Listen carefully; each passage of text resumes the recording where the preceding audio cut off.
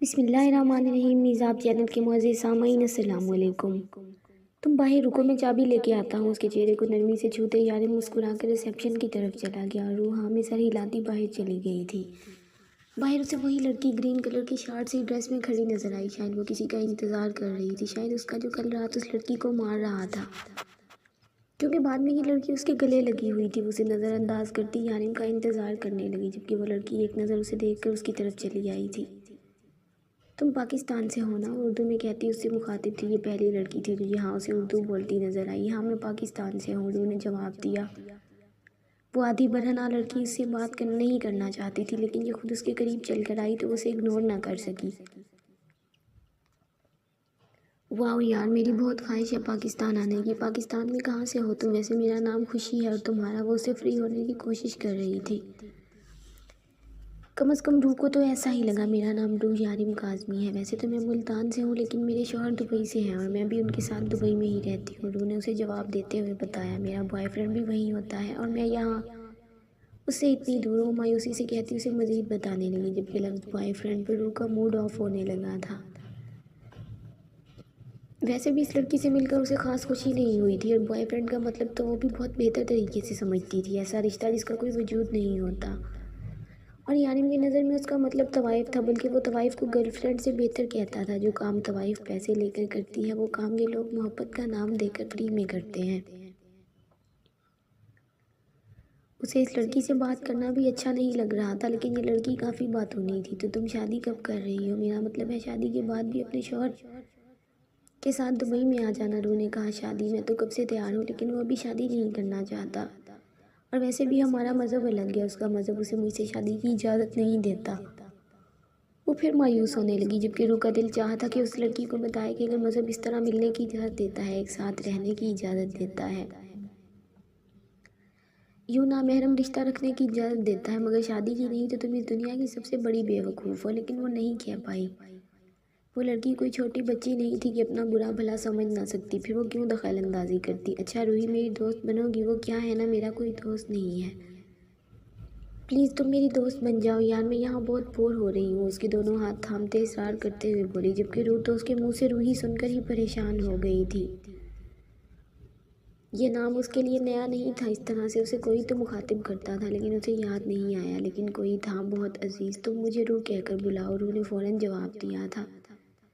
क्यों, मेरा रूही कहना तुम्हें अच्छा नहीं लगा? वो मायूस होकर पूछने लगी। नहीं, तुम मुझे रूह ही बुलाओ, मुझे खुशी होगी। रूह ने उसकी मायूसी दूर करने के लिए मुस्कुरा कर कहा। वो भी तो तुम्हें कहता है। वो बड़बड़ाई थी। कौन? रूह ने पूछा। तुम्हारा हस्बैंड। वो सर पे हाथ मारते मुस्कुरा कर बोली। नहीं, वो मुझे मेरे नाम से बुलाते हैं, उन्हें मेरा नाम बहुत अच्छा लगता है। रूह ने फ़ौरन जवाब दिया। हाँ, तुम्हारा नाम बहुत प्यारा है, यूनिक सा, मुझे भी बहुत पसंद है, लेकिन मैं अपने सारे दोस्तों को किसी न किसी निकनेम से बुलाती हूँ। लेकिन तुम्हें मेरा दिया हुआ नाम पसंद नहीं आया। और वो मुस्कुरा कर कहने लगी, जबकि इस बार रूह उसकी हौसला अफजाई नहीं कर सकी थी। मैं कब से ढूंढ रहा हूँ तुम्हें, तुम यहाँ खड़ी हो। पीछे से एक सर्द सी आवाज़ ने उन्हें पीछे देखने पर मजबूर कर दिया। कम डार्लिंग, इससे मिलो, ये मेरी नई दोस्त है रूह है। अभी अभी हमारी दोस्ती हुई। ये बहुत अच्छी है, पाकिस्तान से आई है यहाँ। और इत्तेफाक देखो, पाकिस्तान से इसका ताल्लुक मुल्तान से है, जहाँ तुम रहते थे, और अब दुबई में रिहाइश पजीर है अपने हस्बैंड के साथ। ये भी खुशी मुस्कुराते हुए बोली, जब ध्रुव ने उसे घूर कर देखा था, जैसे वो उसे आंखों से खामोश रहने का इशारा कर रहा हो। रूह, ये मेरा बॉयफ्रेंड है, मैं हिंदू हूँ और ये मुस्लिम, इसलिए हम शादी नहीं कर सकते, लेकिन साथ तो रह सकते हैं ना। खुशी उसके बाजू में हाथ डालते हुए बोली।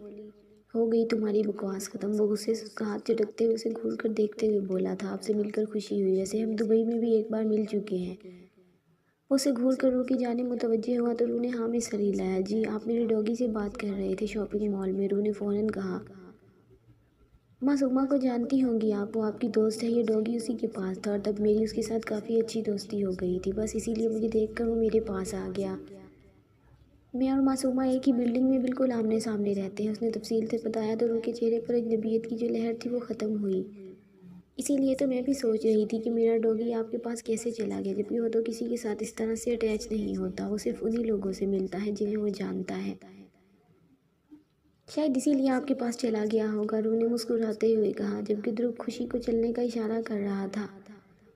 यानी मैंने दूर से रूह को किसी लड़की के साथ खड़ा देखा। पता नहीं कौन थी वो लड़की, लेकिन काफ़ी आज़ाद ख्याल थी। ये बात वो उसकी ड्रेसिंग से पता लगा चुका था और उसके चेहरे की बेजारी बता रही थी कि उसके साथ रुककर कुछ खास कुछ नहीं है। इसीलिए वो जल्दी जल्दी गाड़ी लेकर उसके करीब जाना चाहता था जब उस लड़की को किसी लड़के के साथ जाते देखा। ये लड़का कौन था वो पहचान चुका था, लेकिन वो रूह के पास क्यों खड़ा था, उससे भला क्या कह रहा था। वो गाड़ी से निकलते हुए रूह के पास आकर रुका। क्या कह रहे थे वो लोग? यानी वो लड़का कोई किडनैपर नहीं है बल्कि मासूमा का पड़ोसी है। उसने अभी मुझे बताया कि वो पहले से ही जानता था, तभी तो शॉपिंग मॉल में इसके पास चला गया और हम समझे थे कि वो मेरे सोनू को अगवा करने वाला है। रूह सर पर हाथ रख के मुस्कुराते हुए उसे तफसील बताने लगी। अच्छा छोड़ो, और इन लोगों से जितना फासला बना के रखोगे इतना ही बेहतर है। अजीब से लोग हैं, मुझे तो कुछ खास पसंद नहीं आए। और जहाँ तक मुझे पता चला है ये लड़का कोई जुआ वगैरह खेलता है। मेरा मतलब है कि सट्टेबाजी करता है। इसके साथ ये लड़की भी शामिल है। होटल का मैनेजर बता रहा था कि ये लड़का काफ़ी पुरस्कार है। हमें इसे फासला बना कर रखना चाहिए। छोड़ो यानी हमें क्या लेना देना वो लड़का कैसा है। और ये होटल के लोग भी ना अजीब होते हैं, किसी को भी कुछ भी कहना शुरू कर देते हैं। मुझे तो लड़का ठीक ठाक लगा, लेकिन वो दोनों एक दूसरे के साथ रहते हैं बिना शादी बिना निकाह के। और वो लड़की हिंदू है और वो लड़का मुसलमान।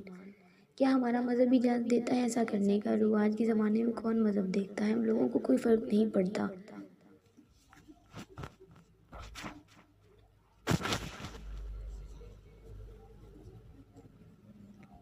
इन लोगों को सिर्फ और सिर्फ अपनी इंजॉयमेंट से फ़र्क पड़ता है। खैर छोड़ो इन सब चीज़ों को, चलो तुम्हें चांद सितारों की दुनिया में लेकर चलो। स्विट्ज़रलैंड की सबसे खूबसूरत जगह तुम्हारा इंतज़ार कर रही है। उसके चेहरे को हाथों में भरे हुए झुकने ही वाला था कि रूह ने उसे जगह का एहसास दिलाया कि होटल के बाहर खड़े थे और यहाँ भी जानवी की बेबाकियाँ अरूज पर थी।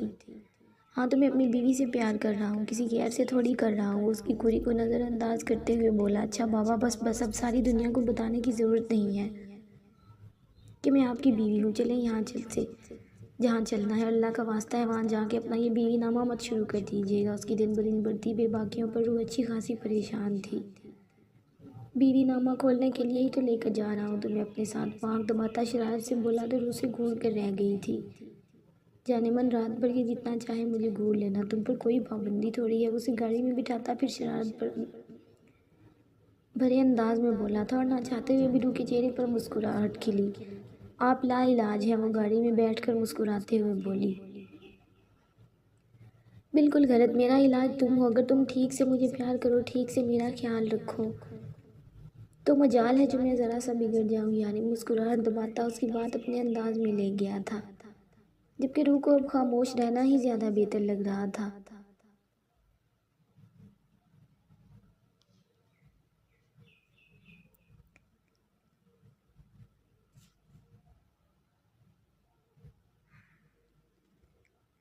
जारी है दोस्तों अगर आपको वीडियो पसंद आए तो इसे लाइक और अपने दोस्तों के साथ शेयर लाजमी करें। अगर आप मेरे चैनल पर नए हैं तो चैनल को सब्सक्राइब करें और साथ में लगी घंटी के बटन को ज़रूर दबाएं ताकि हर नई वीडियो का नोटिफिकेशन आप दोस्तों तक सबसे पहले पहुंच सके।